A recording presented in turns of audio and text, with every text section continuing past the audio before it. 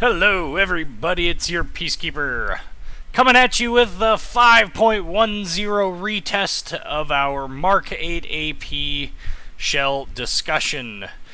In the previous video, I will admit there were some technical errors within my assumptions with regards to the armor of the Yamato, the deck armor of the Yamato. Now, I ended up being right. The top deck of a Yamato is no thicker than 3 inches at any point in its entirety. In fact, let me show you exactly the diagram that I am currently using. You can see that we have the numbers are going to be the thickness. The other numbers, the letters, are going to be the type of steel. So the top decking on the Yamato, where I was hitting at, is only 50 millimeters thick.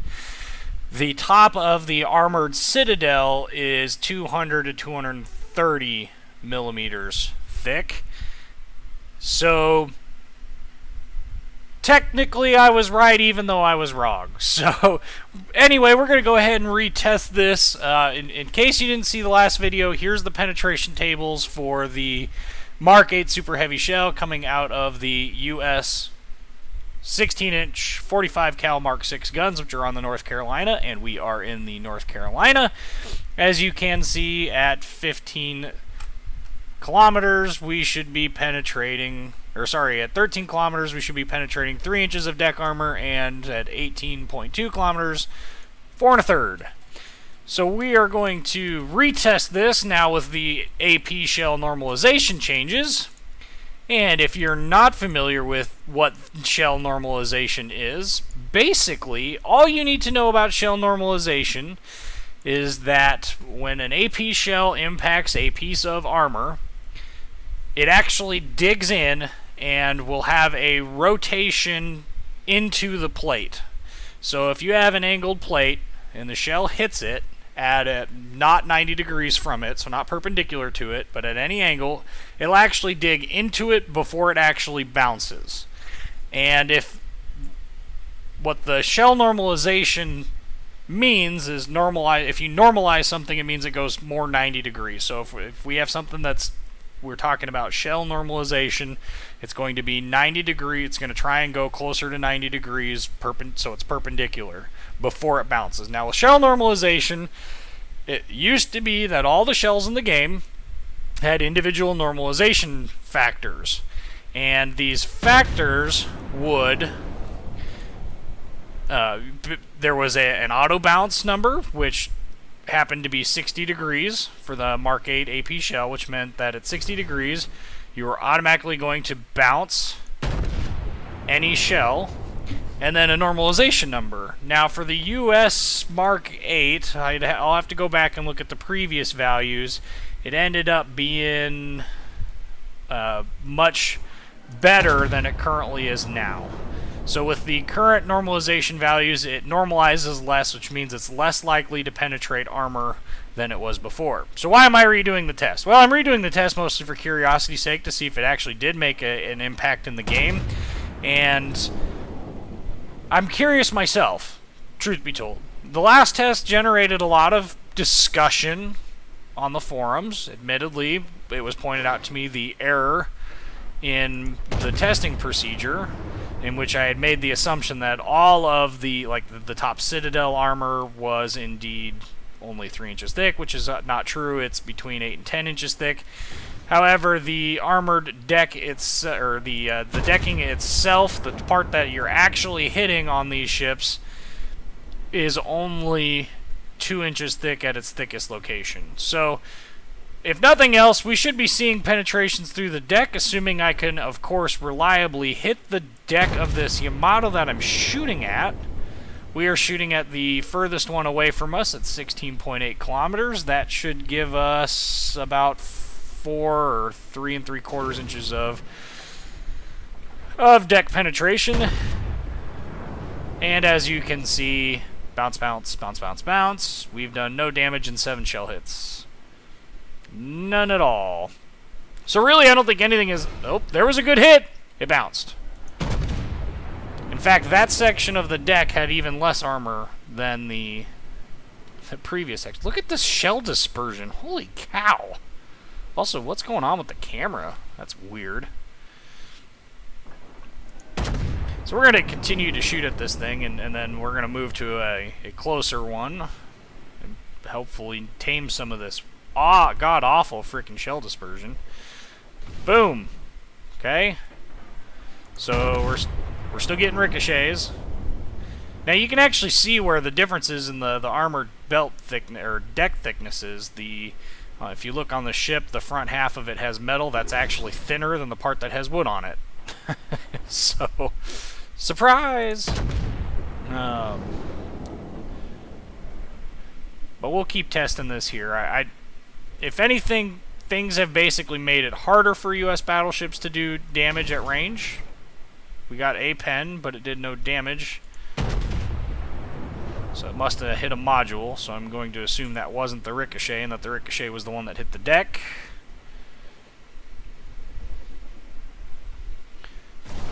And 2 more hits, 1 to the deck, 1 to a turret, both bounced. I'm not expecting the ones that are hitting the turret to not bounce. At this range, basically, it would be impossible for them to penetrate any part of the armor, really. Any part of the deck armor. Alright. Alright, so that's not, we're gonna go ahead and turn here so that we can bring ourselves to bear a little bit differently. And 2 more bounces. Let's try 15.7. Now this is a realistic example of the angle that we might find ourselves facing a Yamato at. If you are fighting a Yamato at this angle, run. You won't win. In fact, he will wall pen you because reasons. Actually, interestingly enough, the one ship in this game that got a buff from this is actually the Yamato. So the Yamato actually received a buff to its shell normalization values. Hey! That penetrated through the armor bow. We must have hit that, like, small section of the armor model. Ah! I'm glad that I said that, because I remembered. One of the comments was asked if the Japanese battleships underwent a similar treatment to what the... going the wrong way. If the U.S. battleships underwent a similar treatment to what the Japanese battleships underwent a similar treatment to what the U.S. battleships did with regards to the damage models being changed.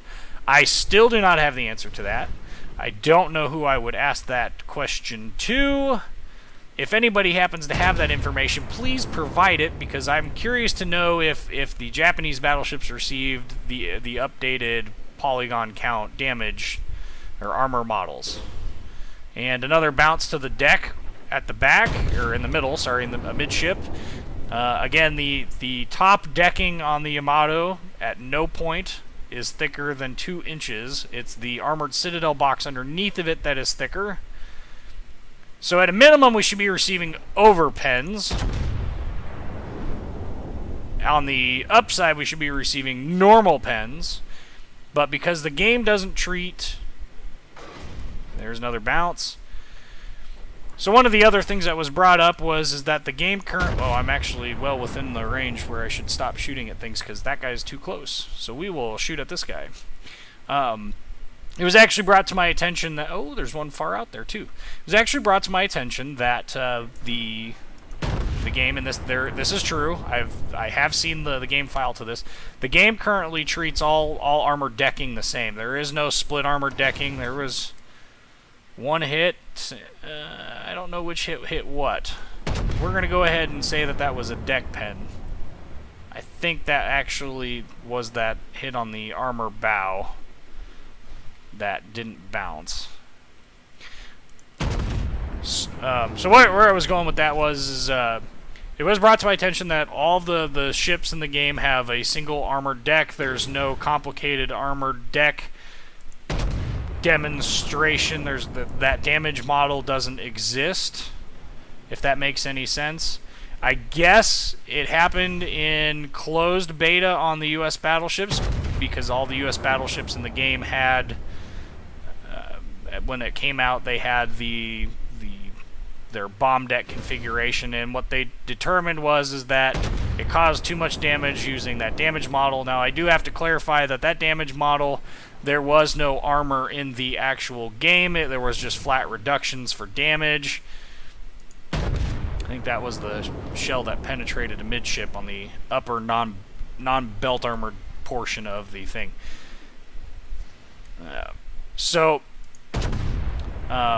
With regards to that statement, I don't know that there's any truth or validity if they were to re-implement it, if there would be any advantage to doing so. Personally, I was of the opinion that if it was brought back, it should count as overpen damage, just automatic overpen damage, unless it penetrated through all the bomb decks. But the current system, it's fair-ish. I'd like to see some tweaks made to it so that U.S. battleships were a little bit more resilient, especially if they're going to go ahead and nerf our normalization angles. And if you're wondering why I'm upset by this, it's because there's a lot of history on the various armor-piercing shell designs by the U.S. Navy that indicate that a lot of these shells were overperformers. In fact, the 14-inch Mark 16 AP shell that's fired from the New Mexico, it did receive a buff in this last thing. The New Mexico, the Colorado, and a couple of the other lower-tier battleships actually received a normalization buff, so they should be able to pen stuff better. But with regards to the Mark 8 and its performance, according to this test, nothing has changed. So one of two things is going on here. Either the deck armor on the Yamato is being treated as the top of the Citadel armor at 8 to 10 inches thick, and we're receiving auto bounces because of it, or the Mark 8 is underperforming, or No, I think those are the only two options. So either the model is incorrect on the Yamato, which I haven't seen it, so I don't know for sure. That was definitely a good, reliable deck hit right there. So either the damage model is incorrect and that the armored deck on the Yamato is being treated like the top of the armored Citadel box, which would be incorrect, or the Mark 8 is under penetrating. Now, I don't know how I would go and test beyond what I'm currently doing pen values for the Mark 8 versus other things. I guess I could go find a ship that has a legit 3 inches of deck armor and see if it pens it. I'm sure I'd have to go to like a Wyoming to do that, and the only way I would be able to reliably test that at range, I think most of those ships, those low-tier ships, have a very, very good concealment rating relative to this. It would make this test very difficult. Not impossible, but difficult. So, anyway, as you can see, nothing really seems to have changed. I haven't tested the broadside, whether or not I can still reliably Citadel at 18 kilometers, so let's go ahead and actually try that. We do have one out here at 16.4, so we're going to go ahead and turn ourselves, get our guns traversed, and we will go over there. So let's go ahead and look at our armor map again. And you can see that there's a lot of... You can see where the armor belt is actually at on the ship. And you can see just how thick it is. It would appear that 409 and VH is Vickers hardening, which is a British armor hardening technique. Going back to the discussion about overperforming US AP shells for their size... The shell that when it came time to test Class A armor, they used the 14-inch Mark 16 AP shell, and what they determined is that there basically isn't a thickness of armor for Class A that the Mark 16 couldn't reliably penetrate, and the reasoning for that was because of the usage of the specific metal used in the hardened steel caps on the capped projectile was very, very, very difficult to remove, and it was so hard that it would penetrate. It had great penetration values. In fact, in terms of comparison to other nations' 14-inch shells, it was an overperformer, whereas shells from countries like Japan and Britain and Germany were particularly bad in regards to they would actually they would banana when they impact. So when they impact the ship, they would hit the armor, they would dig in a little bit, and then the shell itself would bend. And it was only really the Japanese at the end of the war, specifically with the 18-inch shells from the Yamato, and the U.S. ships, the 14-inch Mark 16 AP shell and the Mark 8 16-inch AP shell, that really received these labels as being over-capable penetrators. And the problem that the Japanese had with the 18-inch shells was that the way their fuse configuration was set, they had a really long fuse in the shell, and so the shell, when it would impact something, oftentimes it would just go clean through without detonating inside the ship. Now the U.S., and the reason for that is because they were going for the hit just in front of the water line and penetrate the lower belt through the water. So you had the hitting the water would actually set the fuse, and then he disappeared. Hitting the water would set the fuse, and then it would hit the armor, and then it was supposed to detonate inside the ship. Well, what ended up happening is it would pen clean through, and they would receive absolutely no real damage. It would overpen completely.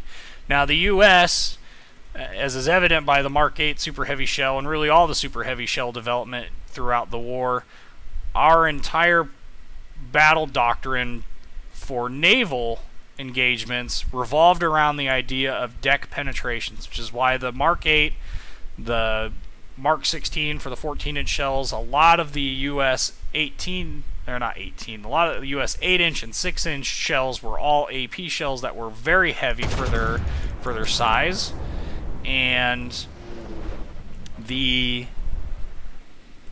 end result was we were aiming for deck pens. So the Japanese were aiming for that waterline pen. Their goal was to impact the ship in a meter or so into the water. That water would set the fuse, and then it would penetrate the armor and detonate inside.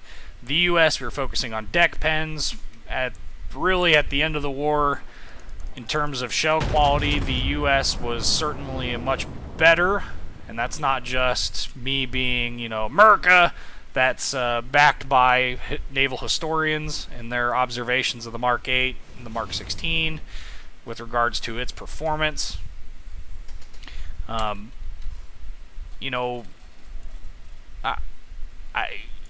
don't know. To me, I look at these shell normalization changes in game, and I'm a little frustrated because the nerf to the normalization values of the Mark 8, I think, are uncalled for. I think that they are unnecessarily simplifying the game once again to punish.